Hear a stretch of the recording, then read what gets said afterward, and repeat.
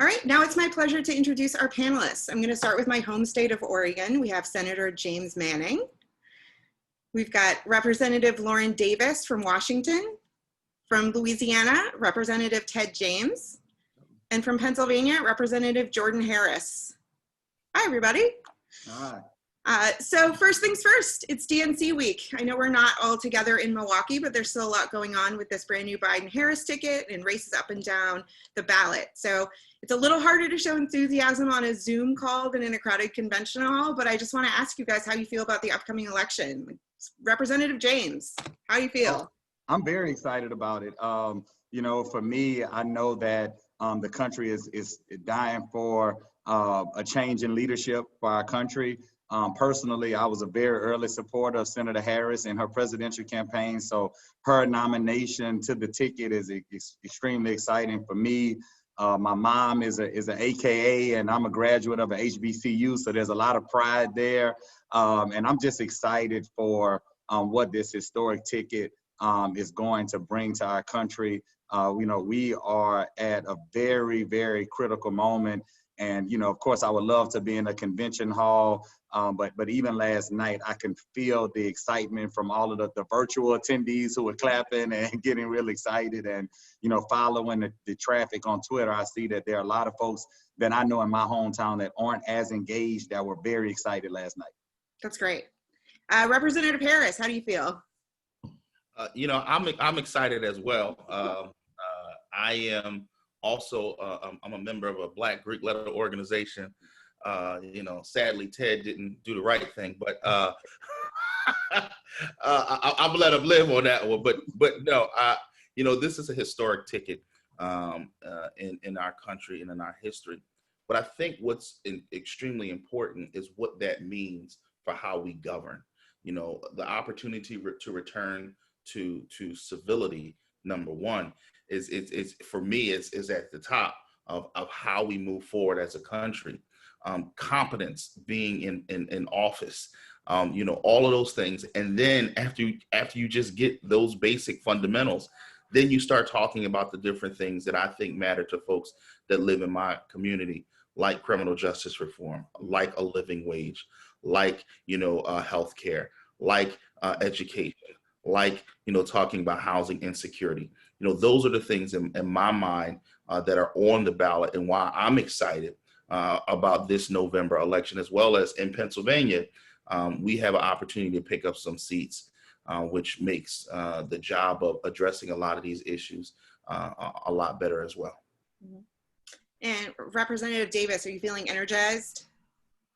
I sure am. I'll just say, you know, on a really personal level, how meaningful it is to see a woman as the vice president on that ticket is incredibly moving for somebody who's a younger woman in politics and a woman of color, no less. It is, I am thrilled both for what's to come nationally, as well as hopefully here in the state of Washington for Democrats.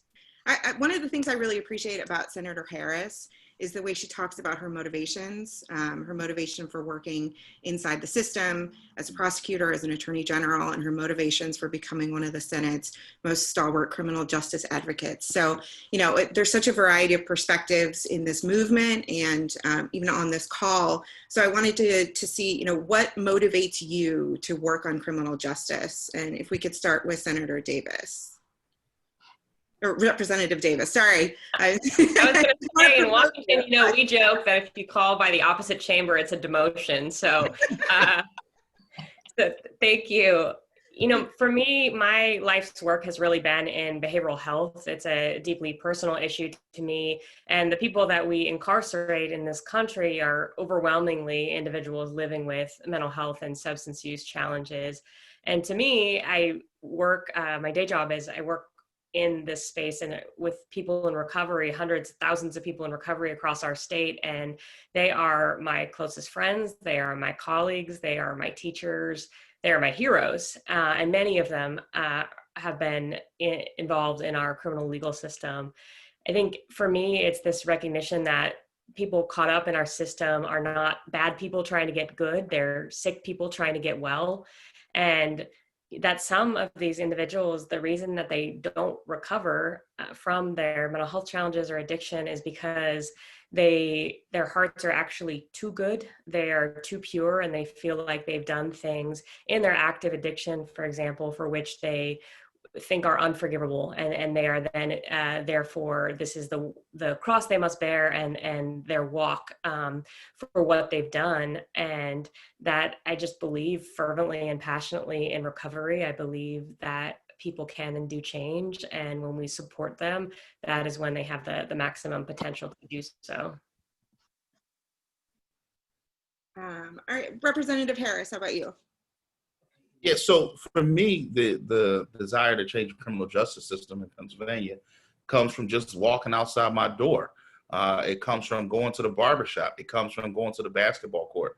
When I'm in the barbershop, there's definitely going to be a brother who comes up to me, whether loudly or whether on the side, and say, yo, I'm trying to get a job, but something that I did 15 years ago is still coming back to hurt me. Yeah. And the thing became really real to me when a 70-something-year-old woman came up to me some years ago and talked about her inability to get into senior housing because of something she did 50 years ago. So for me, the work that we do in criminal justice reform is very personal to me because I have relatives who have criminal records. I have friends who have criminal records, and I have folks who I know have legitimately changed their lives around, right? But they cannot get ahead because of the system. I tell people all the time, the good Lord may be forgiving, but the criminal justice system just isn't. Amen. Amen. We can't really talk about moving forward. We can't talk about eliminating poverty. We can't talk about any of those things unless we talk about the second class of citizens that we've created through the criminal justice system. So every time I'm at a barbershop or at the basketball court or in church or any of those places in my community, I'm reminded of the reason why we need to address criminal justice. Yeah, Senator Manning. How about Representative James?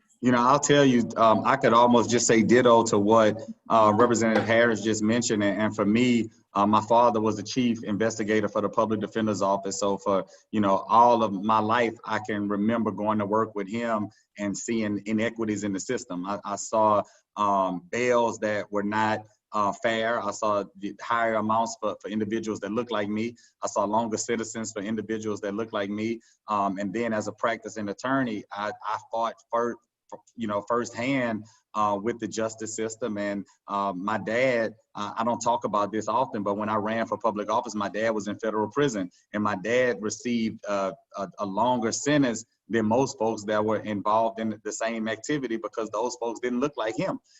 So for me, it is very personal to be able to get in this system. And I know that, in high school and early in college, I made some mistakes, but for me having somebody to call, I would have been one of those individuals that Jordan has been dedicating his life works to help, but for a relationship, for me, I could have been on the other side of this whole debate about reforming our criminal justice system. And I know that there are so many people right now that if you don't have access or means, then you are one of those folks that may end up in a diversion program versus one of those people that end up incarcerated. Absolutely.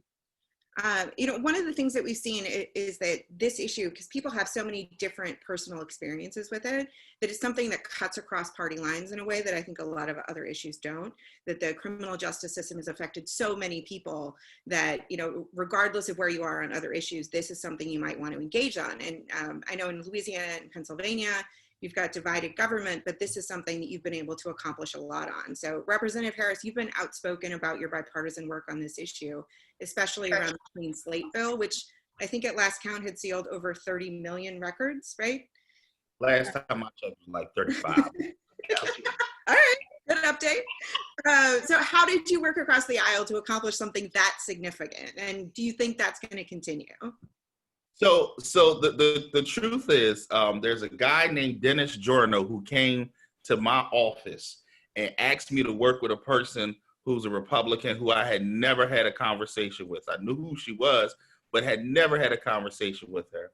But at the end of the day, for me, it all boils down to the fact that I got to come back home. And when you got to look in the face of young brothers and sisters who are trying to change their lives around, and the system is standing in their way, it doesn't matter for me whether it's a Democrat, Republican, Independent, Green Party. I don't care. If we can agree on this issue, then we will fight like hell on the issues we disagree on, and we will work like hell together on the one that we do. So for me, we partnered up with my good friend, Cheryl Delozier. And I say my good friend because through this work, Cheryl and I have become actual friends. She still has her political beliefs that I think are, wrong in many instances. And I have mine that she thinks are wrong in many instances. But on this one, we're working. Right now, Clean Slate has touched more than 1.1 million people in the Commonwealth of Pennsylvania. And I will be the first to admit and tell you that it hasn't gone far enough. We haven't done enough, and that it is literally just the beginning. So when you look at those kind of numbers, right, we're just talking about lower level offenses, misdemeanor 2s and 3s being automatically sealed. And we're already over 35 million cases, 47 million different offenses, and 1.1 million people affected. That shows you that Pennsylvania has a large issue with its criminal justice system, if that's where we are. And we haven't even gotten to a large swath of the criminal charges that we have on our books here.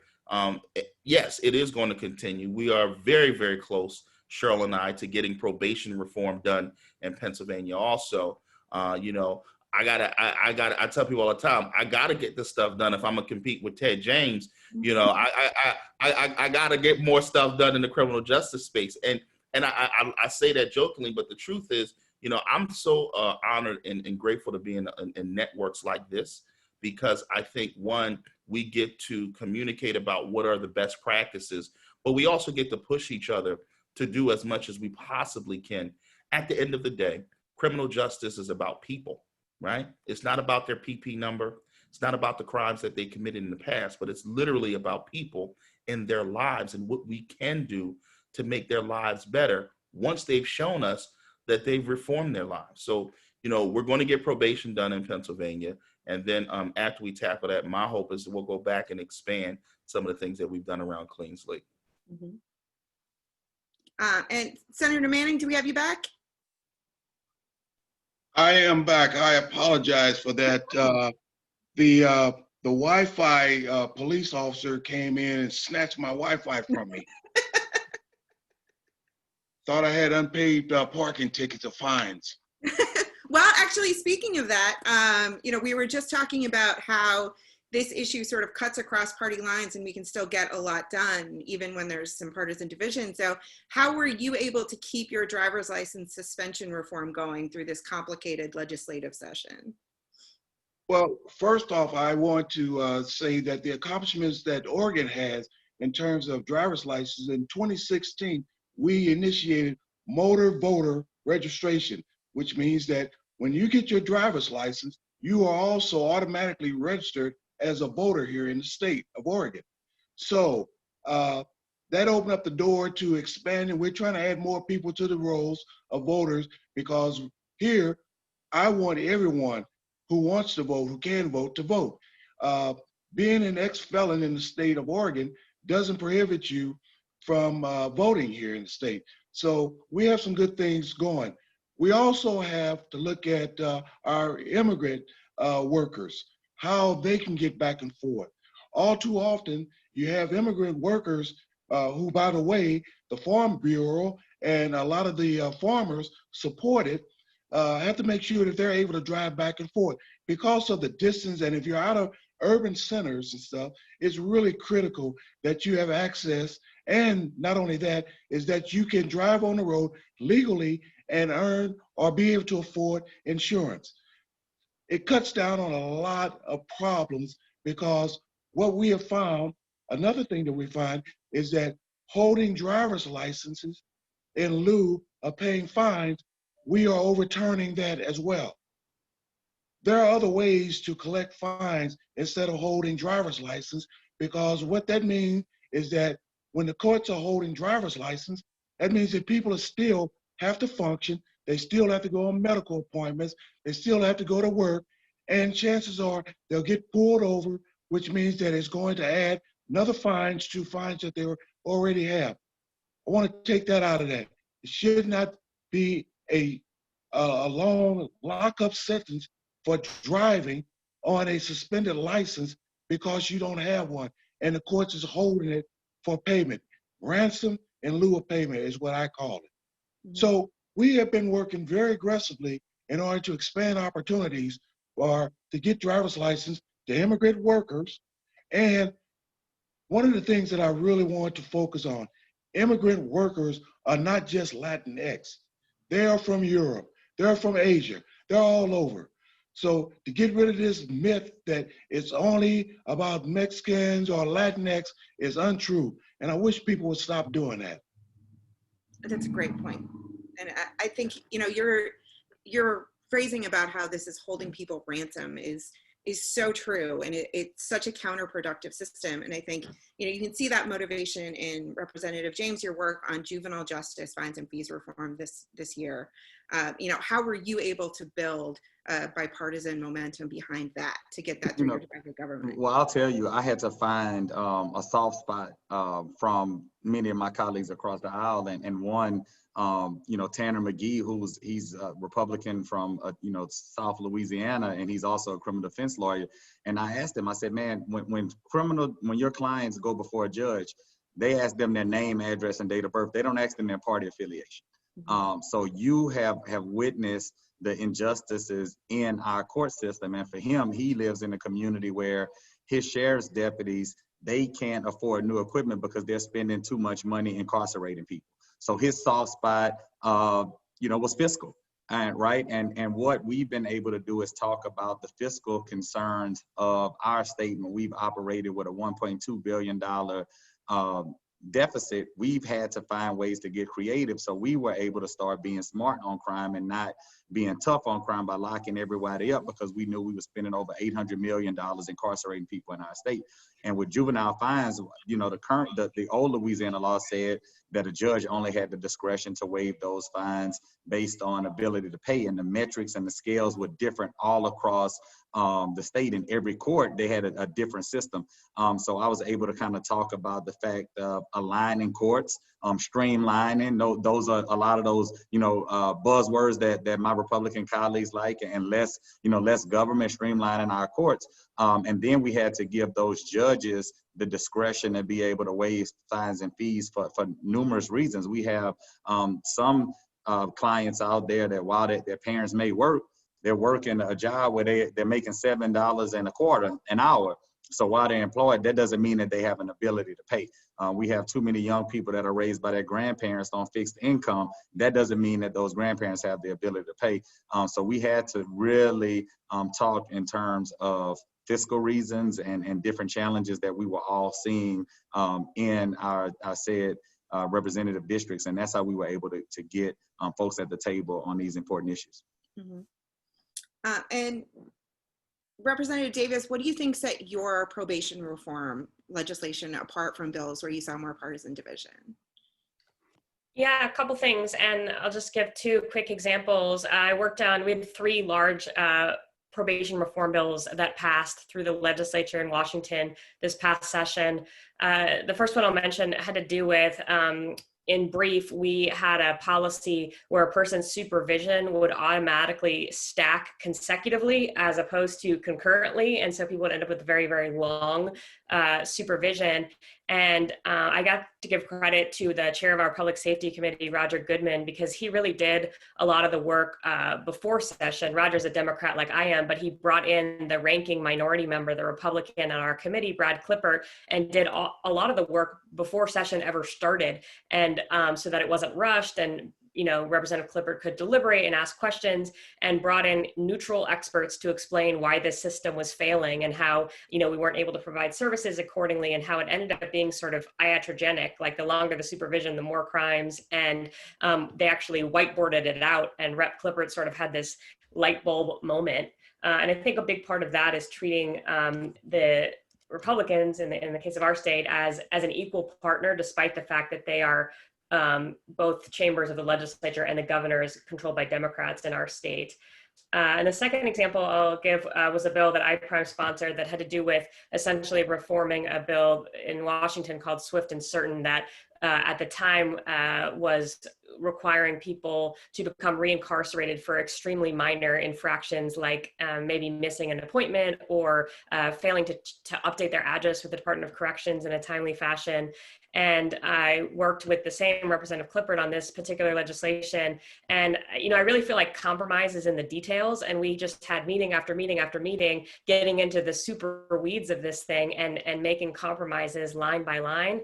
But the reason I was able to do that work with Representative Clifford is because that was really built on a solid foundation of trust and friendship. We have a prayer fellowship actually that meets Tuesday mornings at the Washington State Capitol. And there's about 1.5 Democrats who go and about 15 Republicans. And I go every Tuesday. And, I pray with this man. We read the same Bible. We worship the same God. We sing the same hymns together. And that's meaningful. And so then 3 hours later, when I'm in a conference room with him, we're able to build on that and bring compromise. That's great. There's just so many different paths to this bipartisan work. And I think it's really exciting. And I wish that what we're seeing at the state level, which is an incredible accomplishment across party lines and all different kinds of government control situations, was actually being replicated in Congress, where it feels like a lot less is getting accomplished. Earlier this year, we assembled a task force with representatives from across the country, including someone from each of your states, who was involved in the justice system, who could talk about the needs that local systems were having in facing the COVID-19 crisis.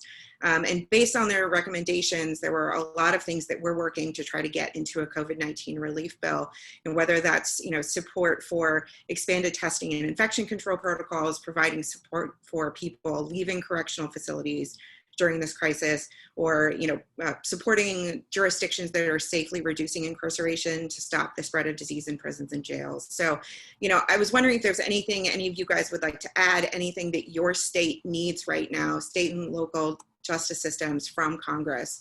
I'll just start with Representative Davis. Yeah, I hate to say the obvious, but I would say funding is sort of the first thing that comes to mind.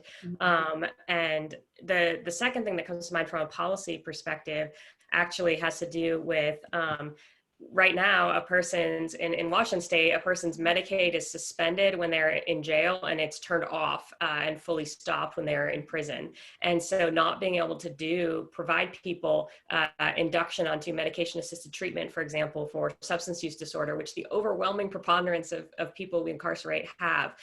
We have an inability to do that because that money has to come from general fund state, which is our very limited dollars, and even more limited with the recession. So being able to actually provide services to our folks who are incarcerated with Medicaid dollars would be astronomical change in terms of our ability. We have people effectively in captivity. The very least we could do is treat and address what is really at the heart of their criminogenic behavior, which is almost universally trauma, mental health challenges, and addiction challenges. So that would be my big policy ask. Great. Senator Manning, what does Oregon need from Congress? Oregon needs a partner that's willing to work with the state. And I say this in terms of when we look at CARES funds, all of the strict regulations on expenditures, what you can spend on what and how it applies has really hampered us in helping people that really need it. A lot of people don't understand that these restrictions that are placed on us by the federal level, and when it gets to the state, finally, when it gets to the state, that our hands are tied as to how we can administer this help across counties, cities, other areas that are desperately needed. So we need to make sure that we are looking at not only how we can help the businesses get back on their feet, but also, as was mentioned earlier, the unhoused, people that have that are rent burdened, people that are looking at possible foreclosures, people that can't find food. Medical is super important, especially now, because people that formerly had their health coverage through their job or employment find themselves without that now. So we have to look at how we're expanding that. There was a little Representative Davis had mentioned about the prison population that is aging. That is sucking the lifeblood out of the money that we have at the state level. We cannot afford that. One of the things I'm glad I did, first thing when I reached the Senate, is that we banned the use of private prisons in the state of Oregon. You're not going to make money off of locking people up. When I got into the Oregon State Senate, I was very vocal. We have 14 corrections institutions here. I want to reduce them to 5. We have to stop using mental health and mental illness as law enforcement as a go-to treatment for people with these conditions.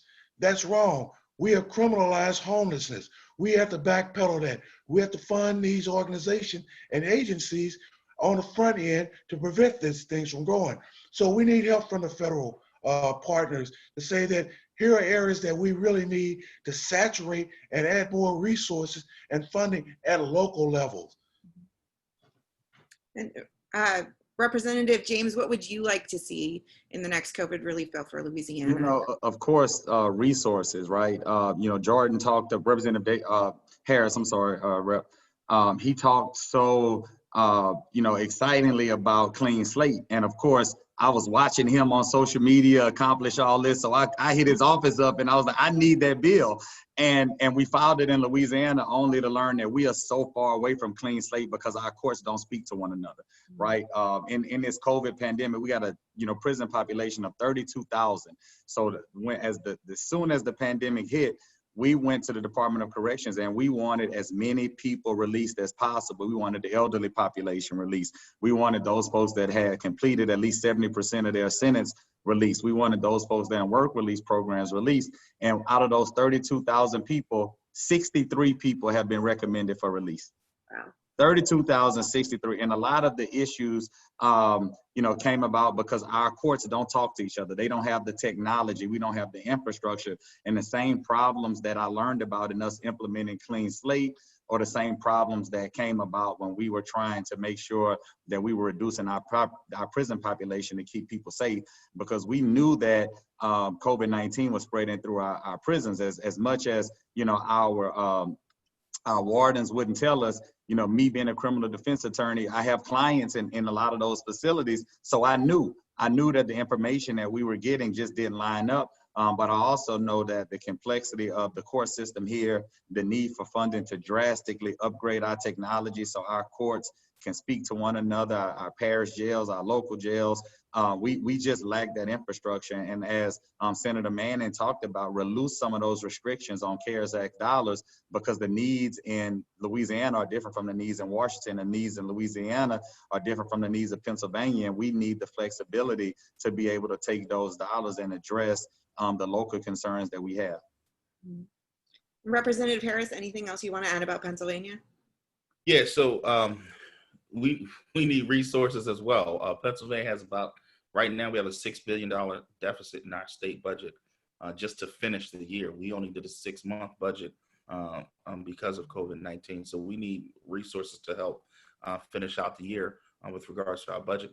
We also need resources, particularly around criminal justice, to kind of retrofit, right, our prison population, our prisons for the prison population that we have. I mean, we've let some folks out. I think out of 49,000 folks, we let out maybe 1,000 folks, which still in my view isn't enough. And that's just at the state level. That's not including what we've done at the local government level with our county county jails.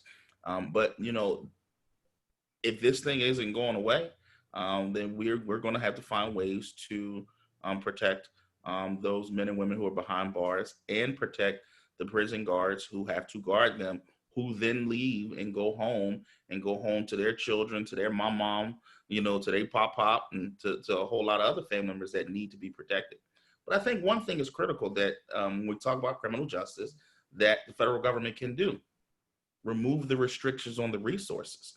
I don't know if folks saw this in their different states, but you know, there were some criminal record restrictions on some of those dollars for businesses. That doesn't help, right? That doesn't help. Now, when you look at a business owner, if I'm an entrepreneur, and I know in my community, a lot of brothers and sisters who have criminal records, they survive because they are entrepreneurs. If I'm an entrepreneur and over the last 6 months, I haven't been able to open my business, and then the federal government sends resources, but now I'm disqualified because of my criminal record, because of something I did a year ago or 2 years ago, what have you, it's shooting ourselves in the foot when it comes to actually doing criminal justice work. So one of the major things that the federal government can do is remove those kind of restrictions when it comes to CARES Act and CARES Act funding for businesses that are going to support our communities. If we're serious about criminal justice reform, right, we're just going to have to accept the fact that some people have messed up. Like that, we have to get to that mentality where it's like, look, we're in a place where people aren't perfect. I'm sorry to break it to you, but people just aren't perfect. And we can't put those kind of restrictions on federal dollars in this type of pandemic, understanding that one of the largest groups in my community of entrepreneurs are folks who can't get jobs anywhere else. Well, that's all the questions we have here. Thank you guys so much for being on this panel. It was such a great kickoff to our Unconventional series. Before I let you go, because it is still convention week, just want to ask how you're recreating that convention atmosphere in your own homes. I know personally I'm working on a balloon drop setup for my living room here. But what are you doing to sort of get some of that energy? Representative James. Well, I'm going to get a balloon drop now. But, we have been doing a lot of local calls. This past Sunday, I hosted, we talk about the presidential election, but we know once we elect former Vice President Biden and Senator Harris, we need a Senate that they can work with. So we have a young man, Adrian Perkins, who's the mayor of Shreveport, who's running for Senate. So on Sunday, I hosted a gathering. It was outside. We were socially distant. Everyone wore a mask. So we hosted him here on Sunday. So what we've been doing is taking those individual groups that he met with in 3 cities this past weekend and having virtual, watch parties. And we're trying to encourage our younger Democrats to get really excited. We know that, like Jordan mentioned, Senator Harris being in a Black Greek letter organization, we're reaching out to those individual chapters across the state to make sure that they're hosting things within their chapters, and all of the HBCUs here in Louisiana, we're really trying to encourage them to do it as well. So through our student government associations and Panhellenic Council, we've encouraged them to host virtual meetings as well. How about you, Representative Davis? Well, I'm a millennial, and so a lot of the focus has been on social media, various events with young Democrats, other elected leaders of all ages, but certainly in the last couple of years, been a larger number of local electeds who are younger. And so we've been doing, and we'll continue various online virtual events, forums, discussions, tweeting, etc. Senator Manning, how are you marking this convention week? I tell you, it's pretty busy. One of the things that I will be getting together with Senators Wyden, Merkley, and Congressman DeFazio, we're going to be meeting down at the main branch of USPS here in Eugene in support of postal workers, which is really critical for a number of reasons. And, I won't go through the laundry list. But the balloon drop, I was speaking with some folks the other day, and one is one of the delegates here in Oregon to the DNC, and they issued him a package that includes balloons. So I decided yesterday that I was going to go out and get balloons. Here's the key. You can't use helium balloons. Mm-hmm. Yeah, they don't drop. Right. All right, how about you, Representative Harris? I just bent down because PA Dems have sent us all the swag, and let me say I appreciate all this, but like I begin to realize that I don't have any more room in my house. I don't have no more room. But no, So look, I am doing tons of Zoom calls and panels and all of this kind of stuff to celebrate the convention. But for me, the real work happens when it's all said and done, when this is all wrapped up and the pomp and circumstance has moved away. It's about mobilizing folks and getting them to the polls and making sure that they allow their voice to be heard. But I think it's also our responsibility as elected officials to not just, ask them to have their voice heard, but explain to them why their voice is important. Mm-hmm. When you look at an issue like criminal justice reform, when we know how much this affects people, we know how much it affects their everyday lives. Issues like this are on the ballot, and many other issues are on the ballot. And that's why folks need to understand that going into the booth is not about just pushing a button, but pushing that button is also about pushing your values. Mm-hmm. And so I'm looking forward to enjoying the rest of the DNC, but I'm more importantly looking forward to how we engage voters and let them know that their passion, their issues, but more importantly, our futures are on the ballot as well. Well, thank you so much to all of you. And thanks to everyone who joined us for this panel. Let us know what you thought. Use the hashtag Unconventional series and join us back here next week for the next episode. Thank you. Well, thanks.